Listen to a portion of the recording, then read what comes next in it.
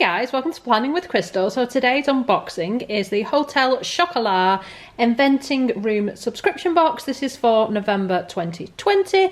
So I'm going to do this kind of old style YouTube, the way I used to film my videos, and just do it from a kind of overhead perspective, simply because I'm guessing you want to see all of the chocolate goodness up close rather than just have me kind of chatting to you for a bit. So just a quick overview on this box. This is only the second box they've released. The idea behind this, Hotel Chocolat have what they call an inventing room where they invent all their new chocolates and other chocolate-based products. And what they've done, they've launched a new subscription that launched in October 2020, and I'll put a card here if you want to check out the very first box which I unboxed. I buy this myself, it's £30 a month on like a rolling subscription. Obviously you can cancel at any time, etc. But the basis of this box is you get 5 different products, and they are all either new to market or before they go to market. So the vast majority of the products you find in here haven't yet launched on their website or in their stores, and they are kind of trying them out on the Inventing Room Club first.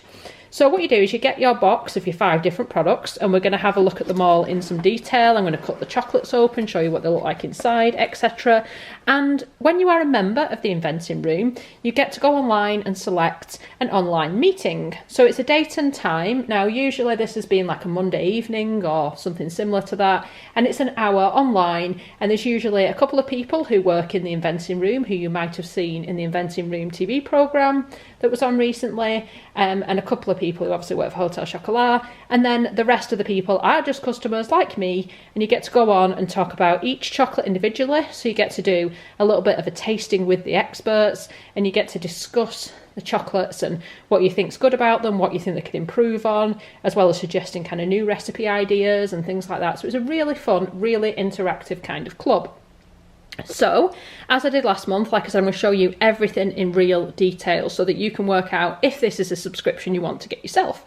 Now, you always get a little booklety thing like this, and it explains a little bit more about the Inventing Room. It will also tell us how last month's chocolates scored. So if you watched last month's unboxing, you'll see here that 27% of the vote went to the Cocoa Hazelnut Biscuits.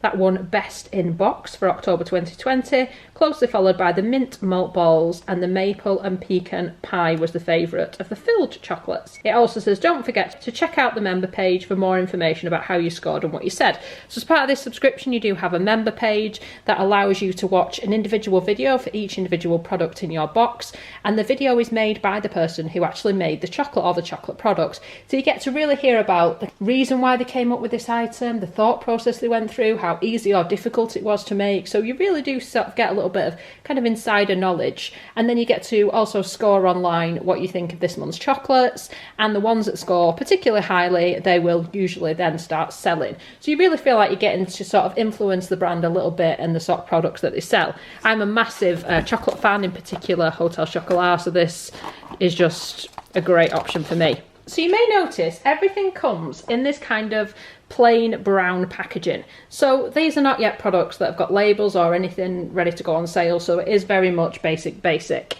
So inside, every month, like I said, this is the second month they've done so far, you actually get 2 of each of the filled chocolates, but I had the first of each one when I did the online taste testing. You kind of taste as you go along. So I've saved 1 of each so I can show you each chocolate individually. I'm going to talk to you about them in a bit more detail and what's in them. We're going to look at the chocolates, I'm going to cut the chocolates open, and I'll tell you my personal thoughts on these items. So we're going to start off with this chocolate, and this is a raspberry and pistachio Bakewell, and it's actually in a white chocolate shell.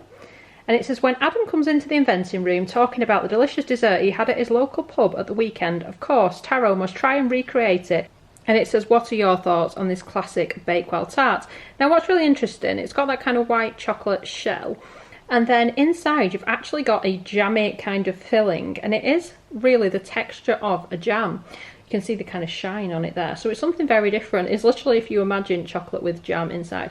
It's very tasty. It definitely tastes of a Bakewell, and if you like a Bakewell, you will definitely like the flavour of this one.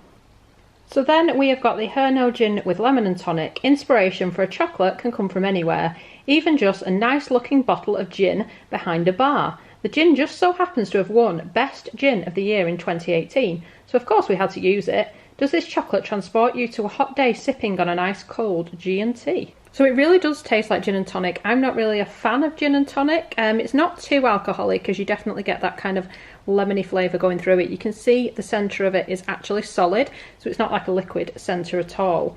But it is quite a tasty chocolate, just not one I would normally reach for with the alcohol in there. And then I've got this rather ball-shaped chocolate, which I'm going to have to keep hold of or it'll roll off.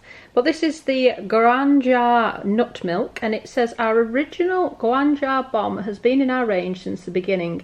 It was our first ever vegan suitable filled chocolate, so it made sense to try it with our vegan nut milk chocolate. We think it mellows out the flavours. Is there such a thing as too much hazelnut? So they use a kind of hazelnut flour with this, and you definitely get a real punch of hazelnut. It is vegan, as I said. It's delicious. You can just see it's got that kind of nut milk ganache and that kind of powdered finish on the outside. It's very tasty. I'm not vegan, but this chocolate tastes lovely. You wouldn't really know it was vegan from the taste of it. And it's a nice kind of creamy yet mellow chocolate. And then this one is rather interesting. So this one is called 24 Karat Gold. And this was actually designed by a customer. You can actually send in your suggestions for chocolates, and sometimes they will make it. And the actual person who designed this chocolate was actually in the session that I was in, talking about how she came up with the idea, etc. But basically, she's called Selena. And it says here that Emma loved Selena's Create a Chocolate competition entry because it included her favourite caramel whites from our rare and vintage range, and it's paired with even more caramel. Our brief from Selena was to make this chocolate as indulgent as possible. Did we do that? So this has actually kind of got that liquidy caramel centre, which I really love. This type of chocolate is slightly unusual in that it is a cross between a caramel and a white chocolate. So it's not my favourite, but actually with that salted caramel in the middle, it's pretty tasty. So then we get pack B. So the box was packed number A in the filled selection. And like I said, that first pack did contain 8 chocolates, 2 of each one I've shown you. Then we've got pack B, which is Firecracker. So these are a little bit unusual. So these are absolutely huge. That's the palm of my hand, and it's a huge dollop of honeycomb, and it's covered in cinnamon and dark chocolate and chili. So this is definitely a kind of seasonal treat. Would be perfect for bonfire night, and it arrived in time for bonfire night, so perfect. These were never intended to be as large as this. They were intended to be much smaller, but this is something that when they knocked up the prototype they came up with. So in the future it might well be a lot smaller, although I actually quite like this large size. I'm going to cut it open, let you see inside. Okay, so cutting it up was damn near impossible. It's really quite solid, so I've just chipped away at the end, but you can see it's just complete honeycomb in the middle. It's then got this quite thick dark chocolate around the edges. The chili just hits you right in the back of the throat, and you do get a little bit of that cinnamon. And like I said, this is a dark chocolate, and it says these chunks of honeycomb enrobed in chili, cinnamon and dark chocolate are inspired by bonfires and fireworks. The fire is the heat of the habanero chili, and the crack is the crunch of honeycomb. Kiri's idea of a perfect bonfire night treat. Did it light your fire? I like this, but I like spice. If you don't like spice, you're probably not going to like this because it is super spicy, like a really hot chili spicy, as the name would suggest. So there was a little bit of a mixed vote on this on the kind of online gathering I went to. Some people said there was way too much chili, other people said add more chili, or it's perfect as it is. It's super fiery. If you like that, you will love this. And this is just something super different. That's what I love about Hotel Chocolat. They're always coming up with really exciting new ideas that no one else is doing, and this is very nice. So I hope they bring it out in the permanent range. Pack C is some Columbia 75% dark enrobed nibs. So this is a nib in chocolate, both from Colombian cacao, and that's what Emma calls a complete cacao hit. We used to call this format Super Boosters, and we'd like to bring it back. What do you think, and do you like the intensity of the product? So this comes in a little resealable pouch, and it's absolutely full to the brim with these little things. So I'm not sure how clearly you will be able to make this out, but essentially it is chocolate on a kind of cacao nib. If I just bite into one, So hopefully you can just make out the cacao nib there inside the chocolate. It's so hard to show you because they are completely encased in that chocolate, and because they're so tiny, as soon as you take a little bite, it just sort of crumbles everywhere. But these are nice and crunchy, and they've got a real nice dark chocolate hit to them. So I suppose this is a really kind of acquired taste because of that dark chocolate, and the cacao nibs themselves are almost a similar taste to dark chocolate. So you'd have to be into that dark chocolate vibe to like these. And I like them because they are a little bit different, and we were discussing in the kind of meeting that I attended things like putting them on ice cream or on top of hot chocolate.